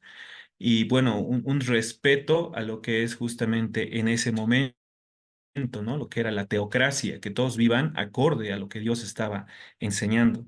Entonces, eso para sustentar lo que viene a ser, por ejemplo, el gobierno limitado, ¿no? Y después, en cuanto a lo que es la cooperación social, o sea, nosotros sabemos que no podemos desatender a las viudas, no podemos desatender a los huérfanos. Y muchos se llenan la boca pensando o diciendo que el liberalismo lo que hace es privatiza todo y punto. No. De hecho, el socialismo como concepto jamás se hubiera podido desarrollar si no se hubiera entendido la necesidad de cooperación para la elaboración de un producto en el mercado. La generación de riqueza, la revolución industrial ha sacado más gente de la pobreza en los últimos 100 años que durante todo el tiempo que le ha antecedido.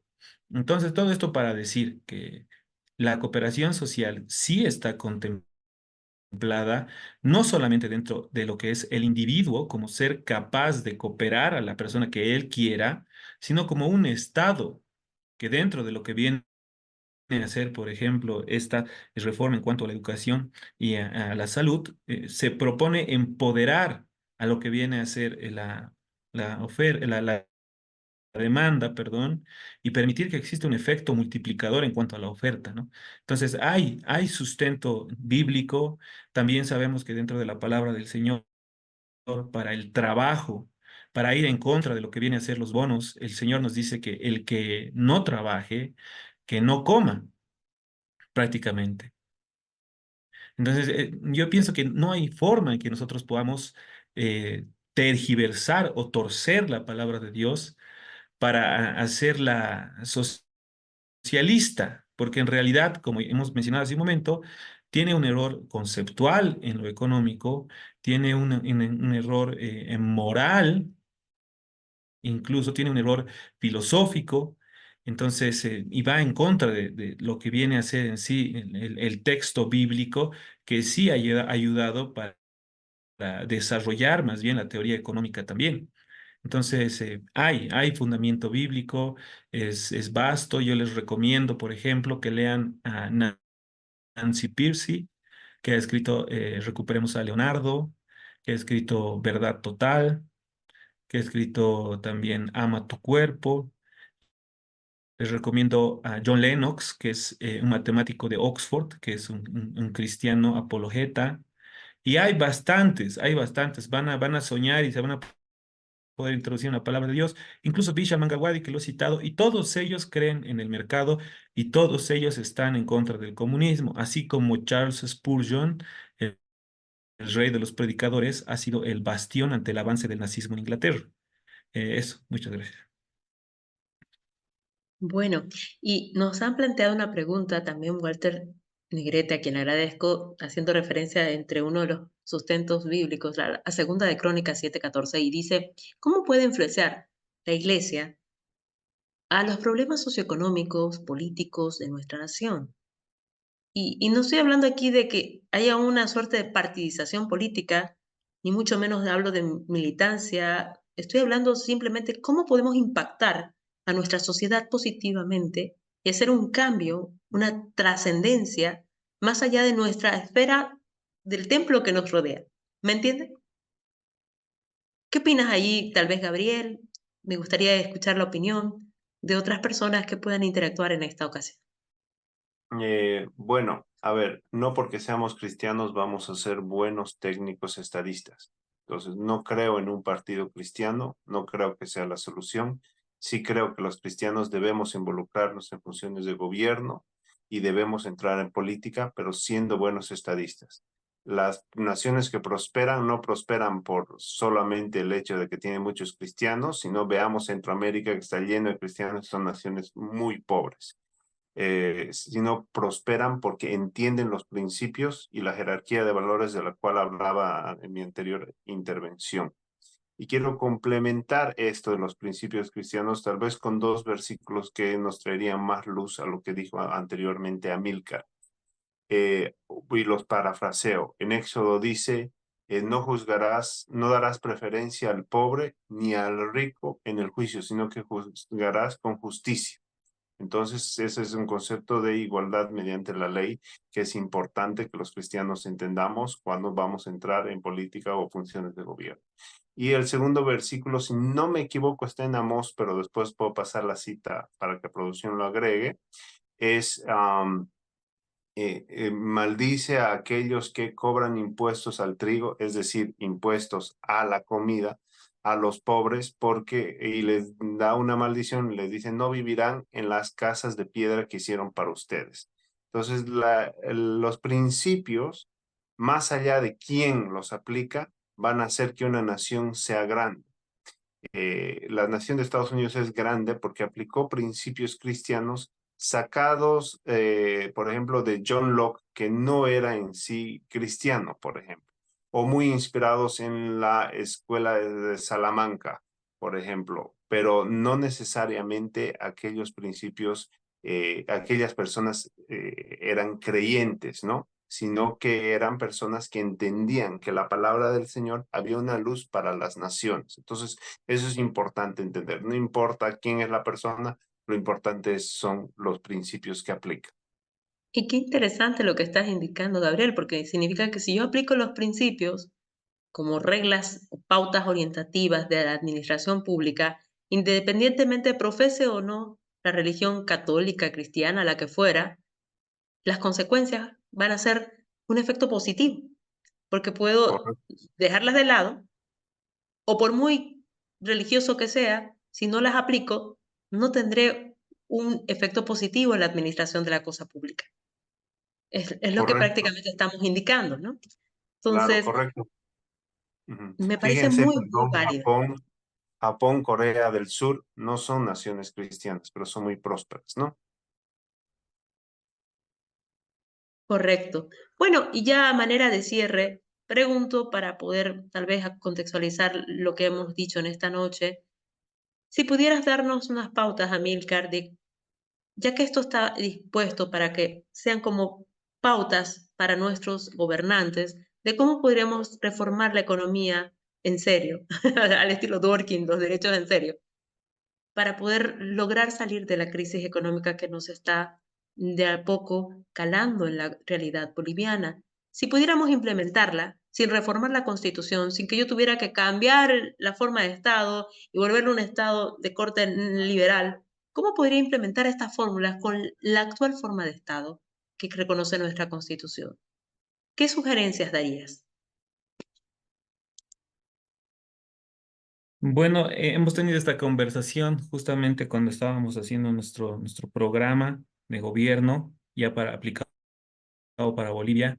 Y debo decir que es muy importante hacer una reforma constitucional para que se puedan aplicar varias de las reformas liberales. Sin embargo, eh, existen, ¿no? Algunas leyes, algunos impuestos, ¿no? Que a través del legislativo, por ejemplo, ya podrían reformularse, ¿no? Hay unas reformas tributarias, por ejemplo, que se podrían aplicar a ciertos sectores de la economía, identificando los macrosectores, como la minería, por ejemplo, que son impuestos que se repiten, ¿no? Y son impuestos que se eluden justamente porque se repiten y porque son muy grandes, nadie los puede cubrir, a no ser las obviamente mineras que de alguna manera están corriendo con todos esos gastos. Entonces, pienso que las reformas de todas las que hemos revisado en este momento, todas se aplican,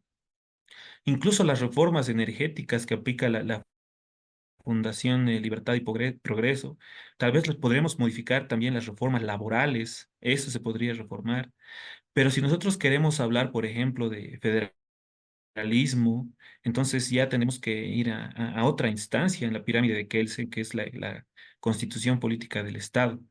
Entonces, todo esto para decir que realmente nosotros estamos con una constitución que hace difícil que se administre hasta los recursos hidrocarburíferos, ¿no? Pone bastantes obstáculos. Entonces, son instrumentos que están pensados para que la élite política decida en última instancia. Y bueno, muchos podrán decir, no, vamos a gobernar a base de referéndums, ¿no? De plebiscitos. Pero creo que no podemos llegar a eso porque el único plebiscito que creo que sería, que valdría la pena hacer es una reforma constitucional nuevamente, y aunque volver a nuestra anterior constitución por todo lo que ha sucedido, ¿no? Eso y bueno, también simplemente como acotar a la anterior pregunta en el rol de la iglesia en el Estado, estoy de acuerdo con todo lo que ha expuesto Gabriel. Yo creo que el peor discurso que ha podido utilizar la política es meter la Biblia al palacio, como dijeron, ¿no? Que no es solamente de Bolivia, ¿no? Incluso en Estados Unidos. Pero yo me acuerdo, lo que quiero aquí recordar lo que decía el pastor Leonard Ravenhill, justamente hablando acerca de este tema, y decía, la Biblia donde tiene que entrar no es a la Casa Blanca, tiene que entrar ni siquiera a las escuelas, tiene que entrar a nuestras casas, a nuestros dormitorios, donde estemos con el Señor, en nuestros devocionales diarios, donde realmente ocurre esa transformación.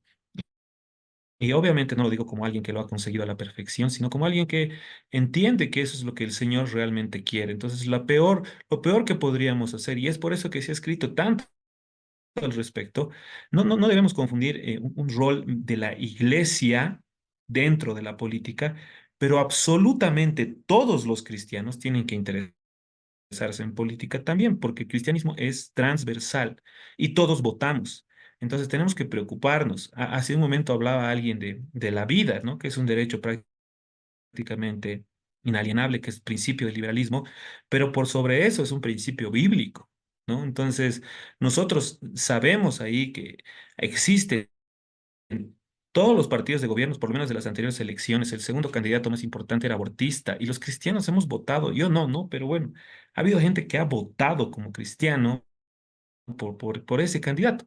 Entonces, simplemente todo esto para decir que los cristianos tenemos que dejar que el Señor transforme nuestra mente, ¿no? Dice, añadida a vuestra fe virtud, a vuestra virtud conocimiento, a vuestro conocimiento paciencia, a vuestra paciencia piedad, a vuestra piedad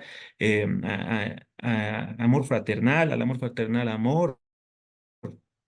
Entonces es íntegro, porque si nosotros tenemos todas estas cosas, no estaremos ociosos con el conocimiento del Señor Jesucristo. Entonces a mí me parece que es importante que entendamos la importancia de aprender, de tener realmente esa comunión con el Señor para cambiar nuestros corazones y también para, a través de los lentes del Evangelio, ver todo lo que nos rodea, ¿no? Y bueno, eso, muchas gracias. Agradecida soy yo porque ha sido bastante interesante la disertación de esta noche y tan interactiva que no nos hemos dado cuenta de la hora. Se nos ha pasado rápidamente y aunque hay algunas preguntas todavía y comentarios en el chat, solamente consulto si alguien más quiere formular alguna interrogante a manera de cierre o hacer a lo mejor algún comentario final y en su defecto finalmente cederle la palabra o retornarla nuevamente a nuestro director general para que pueda hacer el cierre de esta noche. Por mi parte, solamente acotar lo siguiente, y siempre me gusta hacer esta reflexión en cada uno de los distintos eventos de la Academia Daniel. Bien lo decía Pasteur, un poco de ciencia te aleja de Dios, mucha ciencia te devuelve a Él. Y creo que el propósito de esta academia es justamente eso, demostrar que en este sentido la ciencia o el conocimiento científico no está abstraído ni divorciado de nuestra fe, más allá de la religiosidad o credo religioso que se tenga. Vemos que los principios bíblicos son tan vigentes, tan efectivos como lo eran en el momento en que se impartieron. Muchísimas gracias y entonces, si no hay ninguna otra participación o acotación esta noche, retorno la palabra a nuestro director general. Ricardo, buenas noches, por favor. Buenas noches. Bueno, la verdad que me acojo un poquito a lo que decía Carolina, si hay algo más que podríamos esclarecer, porque la verdad que esta noche la Academia de Él se ha engalanado con la presencia de tanto de Amílcar como Gabriel, la doctora Carolina y todos los que están participando y haciendo preguntas. Y bueno, queda una duda porque todo lo que se ha hablado, todo lo que se ha dicho, tratemos de ponerlo un poco en práctica y ya bien lo preguntaba y lo decía Carolina y lo respondió Amílcar de igual forma. Ya tenemos una respuesta respecto a lo que se podría hacer y lo que se tendría que hacer. Pero hay una pregunta en la sociedad y más que todo en la sociedad boliviana y en el país en el que ahora, en la época que estamos viviendo, esta época tan dura y que no sabemos qué consecuencias, aunque hoy día las hemos podido ya entender un poco más. La pregunta es, ¿qué pasó? ¿Qué pasó en Bolivia? ¿Qué ocurrió con todo lo que estamos viviendo? ¿Hay algún culpable? ¿Quiénes son los culpables? ¿Y qué se debe hacer con los culpables? Y hablo de la parte económica como también la parte jurídica. ¿Qué tendríamos que hacer para que podemos decir tal persona, tal grupo, tal forma ha sido culpable? ¿O cómo podríamos entender? Y este sí es un mensaje para la sociedad y para todos los que nos vean, para que podamos entender qué es lo que ocurrió en Bolivia, qué es lo que está ocurriendo y qué es lo que puede ocurrir. Tal vez es una pregunta muy larga para ya un final, pero si podrían los panelistas, y hablo de Gabriel, hablo de Amílcar y la doctora Carolina en la parte jurídica, si podrían darnos un breve contexto de qué es lo que pasó en Bolivia. ¿Hay culpables? ¿Quiénes son los culpables? ¿Es la sociedad? ¿Es el gobierno? ¿O quién? Y después ya concluimos con todo lo que fue este seminario tan importante. Con ustedes la palabra, por favor. Bueno, puedo contribuir yo en algo. El culpable económicamente, digamos, de todo esto es el gasto público. Ese es el culpable que no tengamos dólares, el culpable de que las reservas no estén, es el excesivo gasto público, debido al gasto público, digamos, explicándolo técnicamente, ¿no? Debido al exceso de gasto público, se ha tenido que el año pasado imprimir 18% más de la masa monetaria, habiendo crecido solamente un 2%. Eso significa que vamos a enfrentar una inflación elevada en los siguientes 2 años por el rezago que tiene la inflación de 18 a 24 meses. Entonces, el culpable es un maltrato a las cuentas fiscales del país. Ahora, ¿quién ha hecho ese maltrato? Bueno, hay un claro culpable, digamos, del administrador público, ya sea tanto en la gestión de Yanine de Evo Morales y como en la gestión de Luis Arce Catacora, ¿no? Sin embargo, el pueblo boliviano ellos no nos han ocultado nada y han votado mayoritariamente por ellos. Y bueno, y el segundo, como decía Amílcar en su anterior intervención, también era el segundo en presentarse a las elecciones, también era una persona de izquierda que quería aplicar el mismo modelo. Entonces, por eso insistimos tanto en la batalla cultural, porque necesitamos cambiar la mente de las personas para que no votemos de esta manera y después estemos llorando por nuestras propias acciones, porque las personas son muy claras en hacer sus propuestas, ¿no? Ellos quieren aumentar el gasto público, no ser responsables, perdón, con el superávit fiscal. ¿Y cuál es la consecuencia? pues de las que estamos viviendo ahora, ¿no? ¿Y cómo vamos a solucionar este tema? Y creo que ya lo dijo Emilcar, tenemos que reducir el tamaño de Estado porque 600,000 personas en el Estado nos cuesta 20 millones por día de sueldos y salarios. Entonces tenemos que sacar a la mitad de las personas. Tenemos que reducir el hueco de la subvención de los hidrocarburos, que son 2,000 millones de dólares al año. Tenemos que reducir los ministerios a la mitad, a tener 8 a 9 ministerios y ser efectivos en el gasto público. Entonces, creo que eso es una pequeña síntesis de lo que podemos decir técnicamente de lo que ha pasado. En lo jurídico, acotar de que nuestra Constitución, en su artículo 232, proclama una serie de principios que inspiran a la administración pública, y dentro de ellos está la responsabilidad y resultados. Concuerdo en el sentido de que evidentemente sabemos que el resultado de un mal manejo administrativo, de una mala gobernanza, independientemente del actor que se encuentre de turno, nos va a sucumbir a una consecuencia precisamente de agravación del estado crítico de nuestra economía. Tenemos que cambiar en este sentido la misma y las estructuras y conductas que se han manejado al presente, porque es algo tan elemental que creo que cualquier individuo en su esfera personal, si gasta más de lo que produce, evidentemente va a ir en retroceso. A eso hace mención Gabriel cuando habla de un mal manejo de la cosa pública que me conlleva a un exacerbado, es decir, un elevado gasto público. Y por ende también se acentúa este más cuando hay un constante endeudamiento por parte del Estado, que lo que hace más bien es agravar las cosas. Para esta última parte de nuestra intervención de la academia, me gustaría que cerrara con broche de oro Amílcar para darnos las directrices de lo que sería el contexto de la parte económica y obviamente siempre desde el punto de vista bíblico.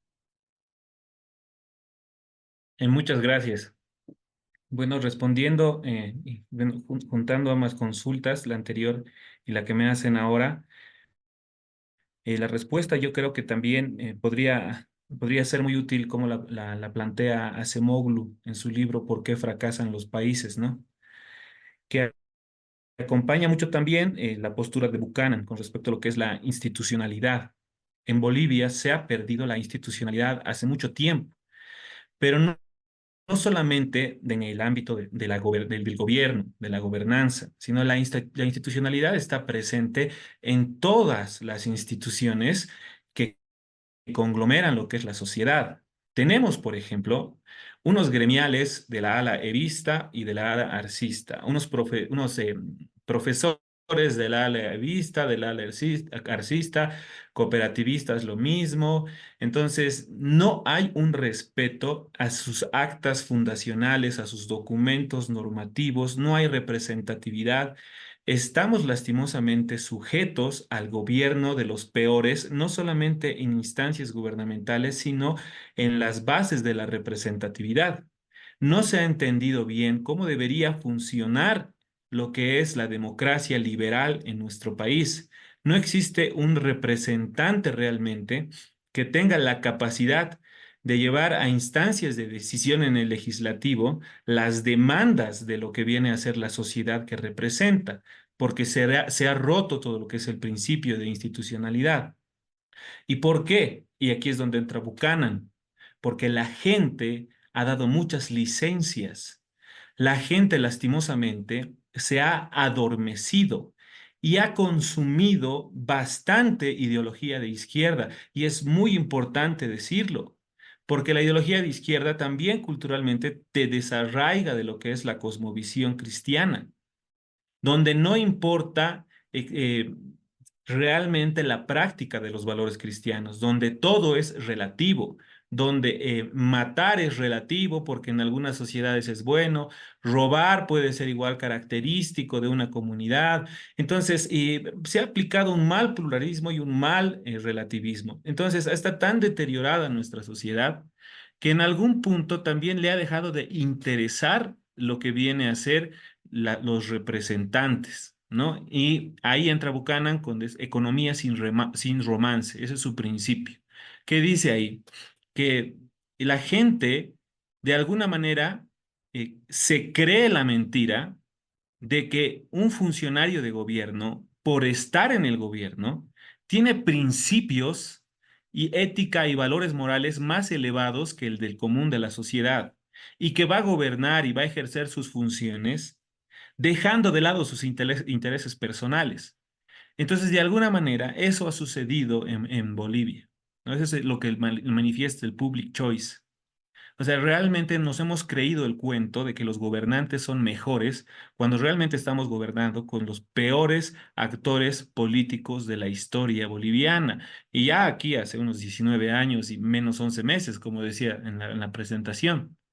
Entonces, yo pienso que nosotros, como ha mencionado Gabriel, podemos identificar realmente al estatismo como el culpable de todo lo que está sucediendo, pero ya haciendo ese análisis profundo que es necesario, nosotros como individuos hemos jugado un rol decisivo, le hemos otorgado muchas licencias, nos hemos sometido. Hubo un tiempo en la historia y ahora se ha hecho bastante viral ese chiste, ese meme, en el que se subía los impuestos un 2% y había una revolución. Hoy por hoy se suben los impuestos hasta un 40% y nadie dice absolutamente nada.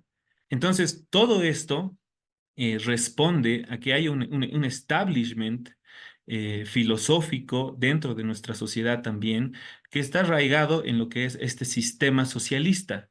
El sistema socialista nos ha mal educado. Entonces, ahí es importante que nosotros volvamos nuevamente a las raíces, nos reeduquemos. Quienes, gracias a Dios, hemos sido tocados con el Evangelio de Cristo, veamos también las cosas más claras a través del enfoque del Evangelio y nos demos cuenta que la perversión está dominando nuestra sociedad.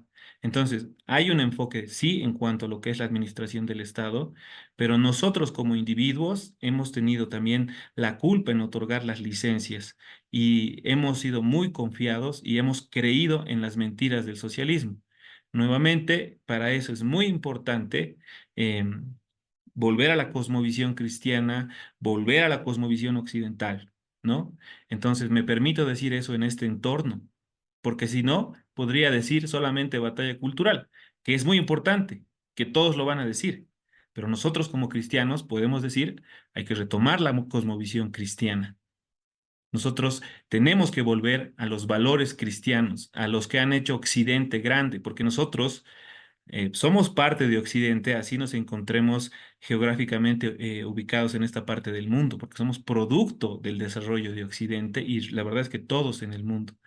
Entonces, todo esto para alentarnos a confiar en que Bolivia puede salir de este desastre económico, porque tenemos un vecino en la región que lo está logrando y que le está costando, pero si nosotros tenemos esa luna de miel de todos los que vamos a apoyar una reforma liberal y logramos en los primeros meses implementar las reformas que se vayan progresivamente incorporando en la economía para que el boliviano sienta nuevamente que puede prosperar por sí mismo, si nosotros cumplimos todos esos ciclos y nos convencemos de que por la economía de mercado los grandes cambios pueden hacerse más rápido, entonces hay esperanza. No somos especialmente ignorantes los bolivianos. Nosotros también deseamos prosperidad, sabemos trabajar, tenemos la feria más grande del mundo en el Alto, hemos podido implementar de alguna manera una trinchera en contra de lo que viene a ser los altos impuestos y las regulaciones con esto de la economía informal, que vuelvo a decir, de alguna manera se han convertido en benefactores sociales. Entonces el boliviano tiene las herramientas, puede hacerlo. Entonces creo que es importante decir que podemos soñar. Rescato nuevamente lo que dijo también Gabriel acerca de lo que es una batalla moral. Sí, es una batalla moral y estemos dispuestos a soñar, a ser utópicos como creyentes del el Evangelio del Señor Jesucristo, de que nosotros hemos venido aquí, sí, no solamente para prosperar, pero también hemos venido para dar testimonio de lo que sabemos, creyendo en que dentro de nosotros hay un reflejo de la imagen misma de Dios. Entonces, todo esto para simplemente cerrar y agradecer a todas las personas que han podido participar. y espero que esta no sea la última vez y voy a participar también de todas las conferencias y cursos que ustedes den. Muchas gracias. Muchísimas gracias, estimado Amílcar, y bueno, agradecer a todos porque nos hemos prorrogado más allá del tiempo usual de nuestra actividad. Gracias por cada una de las intervenciones, por su presencia en esta noche y muy especialmente también agradecer a nuestro invitado especial, Amílcar, que nos has realmente frustrado con toda la explicación que nos has dado. La participación de Gabriel Nanetti ha sido valiosa y enriquecedora para este pequeño conversatorio que esperamos, como bien lo decía Milcar, no sea la última vez que podamos reunirnos. La próxima actividad, Dios mediante, sea en esta ocasión ya del área de las ciencias biológicas, médicas y en este sentido estaremos próximamente anunciando cuál será nuestra temática a traer. Sin más, agradecer a todos su presencia, desear que pasen muy buenas noches y que Dios los bendiga. Agradecemos su atención y esperamos su participación en los comentarios. Suscríbete, dale like y síguenos en todas nuestras redes sociales para seguir formando una comunidad con valores.